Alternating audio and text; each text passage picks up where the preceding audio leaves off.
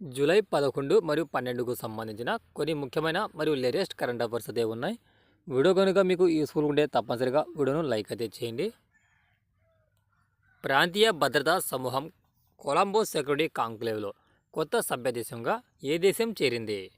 Answer Bangladesh. ప్రాంతీయ భద్రతా సమూహం కొలంబో సెక్యూరిటీ కాంక్లేవ్లో ఇటీవల బంగ్లాదేశ్ను గ్రూప్లో 5వ సభ్య దేశంగా అధికారికంగా చేరింది. గతంలో ఈ గ్రూపులో భారత్, శ్రీలంక, మారిషస్ మరియు మాల్దీవులు ఉన్నాయి. కొలంబో సెక్యూరిటీ కాంక్లేవ్ 2020 సంవత్సరంలో స్థాపించబడింది. ఇటీవల నాటో సదస్సు ఎక్కడ జరిగింది? Answer Washington. ఇటీవల అమెరికాలోని వాషింగ్టన్లో సైనిక కూటమి యొక్క నాటో శిఖరాగ్ర సమావేశం జరిగింది. ఈ సమావేశంలో ఉక్రెయిన్ సభ్యత్వంపై వివరంగా చర్చించారు. వచ్చే ఏడాదిలోగా ఉక్రెయిన్కు కనీసం 40 బిలియన్ యూరోలు అనగా 43.28 బిలియన్లు సైనిక సహాయం అందించాలని కూడా ఇది పరిగణించింది. నాటో అనేది 32 సభ్య దేశాలతో కూడిన ప్రభుత్వ సైనిక కూటమి.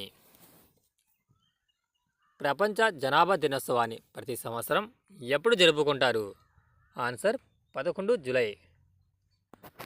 ప్రపంచ జనాభా దినోత్సవాన్ని ప్రతి సంవత్సరం జూలై 11న జరుపుకుంటారు. ప్రపంచ జనాభా దినోత్సవాన్ని ఐక్యరాజ్య సమితి స్థాపించింది.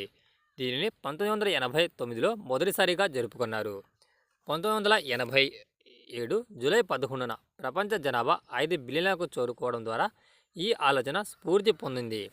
ప్రపంచ జనాభా దినోత్సవం 2024 యొక్క ముఖ్య థీమ్ ఏమిటి?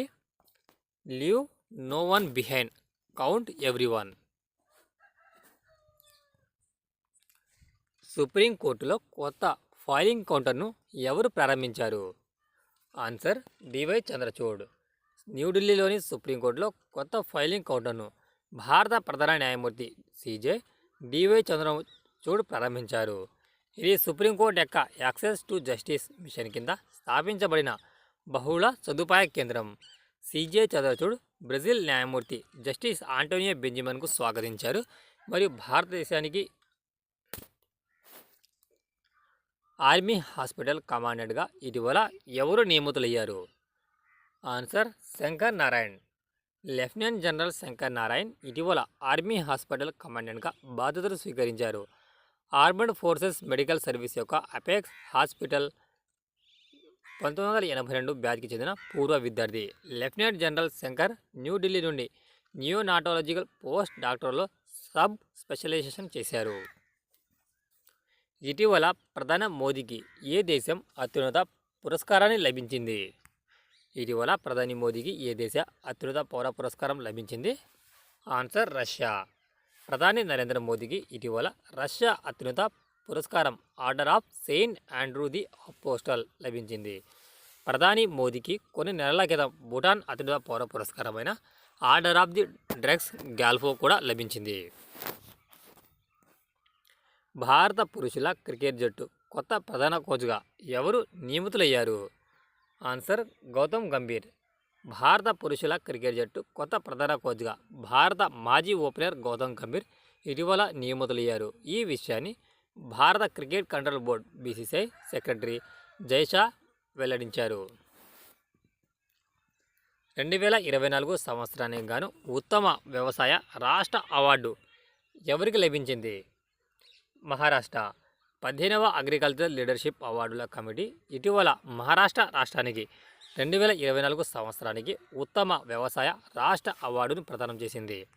భారత మాజీ ప్రధాన న్యాయమూర్తి మరియు Kerala governor justice P Sadasivam నేతృత్వంలోని 15వ అగ్రికల్చరల్ లీడర్షిప్ అవార్డుల కమిటీ ఈ ప్రకటన చేసింది.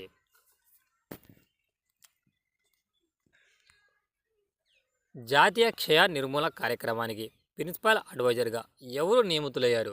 డాక్టర్ సౌమ్య స్వామినాథన్. డాక్టర్ సౌమ్య స్వామినాథన్ జాతీయ క్షయ నిర్మూలన కార్యక్రమం కోసం ఆరోగ్య మరియు కుటుంబ సంక్షేమ మంత్రిత్వ శాఖలో ప్రిన్సిపల్ అడ్వైజర్గా నియమితులయ్యారు. డాక్టర్ సౌమ్య ప్రపంచ ఆరోగ్య సంస్థ మాజీ ప్రధాన శాస్త్రవేత్త మరియు గతంలో Indian council of medical research director జనరల్గా పనిచేశారు. వీరాంగన దుర్గావతి టైగర్ రిజర్వ్ ఇటీవల వార్తల్లో నిలిచింది. ఇది ఏ రాష్ట్రంలో కలదు? మధ్యప్రదేశ్. కొత్తగా ఏర్పాటు చేసిన వీరాంగన దుర్గావతి టైగర్ రిజర్వ్లో పులుల వేట మరియు అక్రమాలకు సంబంధించిన ఆరోపణలపై మధ్యప్రదేశ్ ప్రభుత్వం దర్యాప్తు ప్రారంభించింది. ఇది మధ్యప్రదేశ్లోని సాగర్ దోమ మరియు నార్సింగ్పూర్ జిల్లాలో విస్తరించి ఉంది. రాబోయే 2024 పారిస్ ఒలింపిక్స్లో భారత బృందం యొక్క ప్రధాన స్పాన్సర్గా ఎవరు నిలిచారు? అదానీ గ్రూప్.